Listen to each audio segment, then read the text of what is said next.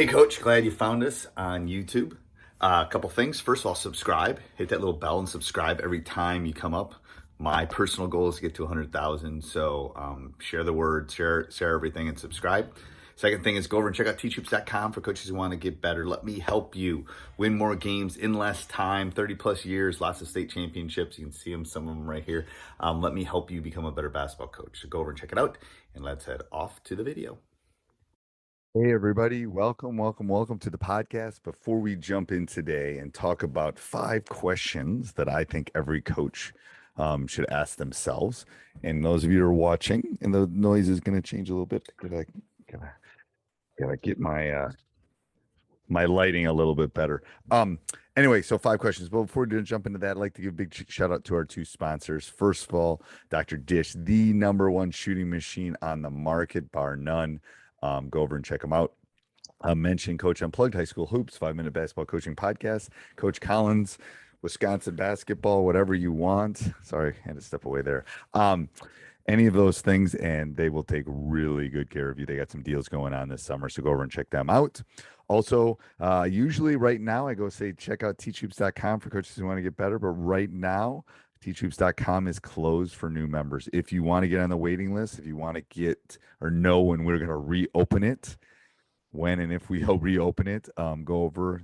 I'll just take your email address. That's it, and then I will let you know if it ever opens up again. Right now, we've got some things on the horizon, some really exciting things that we're doing. The Coach Market group is doing, and don't want to share them yet because they're not done yet. But anyway, so go over and check that out. I have to pause and not give too much away there. All right. So 5 questions that I think every coach should ask is, all right, first one, and Coach Bill that's listening, who does coaching youth hoops with me, do you have a written practice plan? So you have to have one every day. I never walk into my classroom and don't have a written plan, written set of things, probably more things than I need. On a regular basis. If I have a 15 1-minute class, I probably got an hour and 20 minutes worth of material. It's the same thing with practice. I always have always thinking about day 1 and then day 2. So I always have, if I always have enough, I just put it into day 2 and grab day 2 stuff, put it in day 1. If I go we get things done and we're effective. Sometimes I'll let them go too, but I always want to have more than I never want to be twiddling my thumbs at the end of practice, and that never tends to be the case. But anyway, so that's the first question. Do you have a written practice plan? Number 2, what is their energy level at practice? So what is your energy level of practice? What is their energy level of practice? Does it look different preseason? Does it look different in January? Does it look different postseason? What is their energy level? Because energy is contagious. Excitement is contagious. And I know from someone that's coached a long time, bringing that energy, bringing that stuff every day, especially for an old dog like me, is harder every day. But I know that if I don't bring energy and my top guys don't bring energy, that we're not going to bring energy. So I think that's something that you want to definitely look at and question. How are your practices? So it goes back to number 1 a little bit. How are your practices set up? How are you doing those specific things to bring competitiveness? All of those things I think will help in more than one way. I just think if you think about how you're running practice, the way that you're doing it, the way that you're attacking, I just think it's going to make the energy level better. It's going to make practices better. It's going to make everything that you kind of do at a higher level.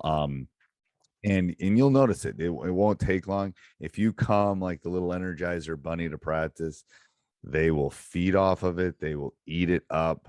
They'll be able to tell on a regular basis kind of what you're doing and how you're kind of attacking everything. I think that's really important. All right, so before we jump on to number 3 and our other things, I want to give a big shout out to Hoopsalytics. They are, and I've said this many times, if you're a young coach, if you're looking to break film down, if you're looking for analytics, things that will help you win games, see combinations of teams, Hoopsalytics is your answer. Go over and check it out. And it's affordable. That's one of the best things about it. If you type in hoopsalytics.com/teach22, you'll get 25% off an already discounted price. So go over and check it out. You get a free game. You can break it down. You can kind of see all this stuff and see all the analytics and things that you can kind of do specifically for your team. And I'm going to tell you right now, once you dive into it, it is going to be an ugly mess of you looking at specific things. So, all right. So that's number 2. Number 3, do you communicate what you're trying to teach? Do you, and I can tell you from some of our workouts this summer, I have a wide range. I've people that are going to be freshmen all the way to people that are going to be seniors, and how I communicate and clarify things and instruct things is so important. And again, we only get a few contact days, but for the one that I've used it up to this point, I can tell you that, that instruction, that clarity is important. How you teach is important. We all have to remember that we are first teachers, then we are basketball coaches. So, how are you teaching it? How are they learning it? Are they learning visually? Are they learning by doing? Are they learning by listening? Are they learning by seeing? All of those things that go into a good teacher have to go into you. So how you communicate instructions, how you clarify things is super important. That's number 3. Number 4, how do you empower your assistant coaches? I can tell you, for me, this is I have the best staff in the world.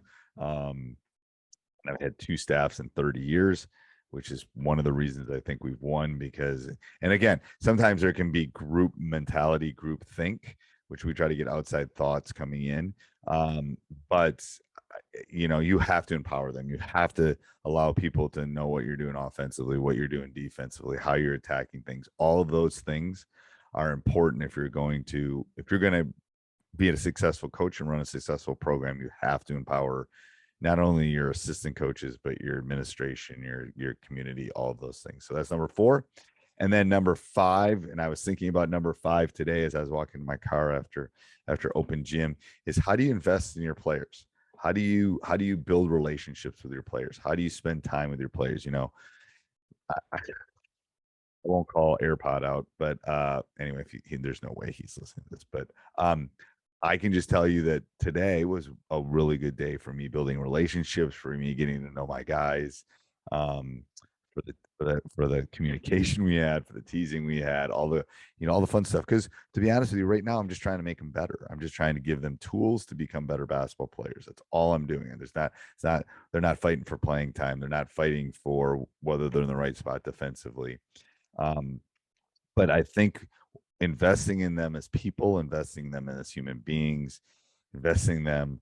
Player X, we had a discussion. He was kind of, am I smarter than so and so? Anyway, that he's related to, and we had a fun. I said, "You're not smarter than an astrophysicist. What are you talking about?" Like, anyway, so you can have those fun kind of communication tools with your players and investing in them. Investing. What do you want to do next year? What do you want to become? How do you want to use basketball to become the person that you truly want to become? So I think all of those things are so important as coaches, and you have to question yourself on all of those all the time. And I can tell you, during the pandemic, it was horrible. I wasn't able to communicate, invest, do all the things that I needed to get to know them. And I think I am right now. So let's go through the 5 questions for coaches. Number 1, do you have a written practice plan? Number 2, what is your energy level, or the player's energy level at practice? Number 3, how do you communicate? How do you teach? Number 4, how do you empower your assistant coaches? And number 5, how do you invest and how do you get to know your players? If you ask those 5 questions, I have no doubts that you'll have a very successful program and a very successful a coaching career that you can look back at with a big smile. Big shout out again to hoopsalytics.com/teach22. Get 25% off.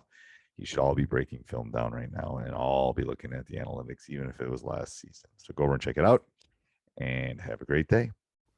Hey, Coach, so happy you enjoyed the video. Make sure you subscribe and like. Go over and check out teachhoops.com for coaches who want to get better.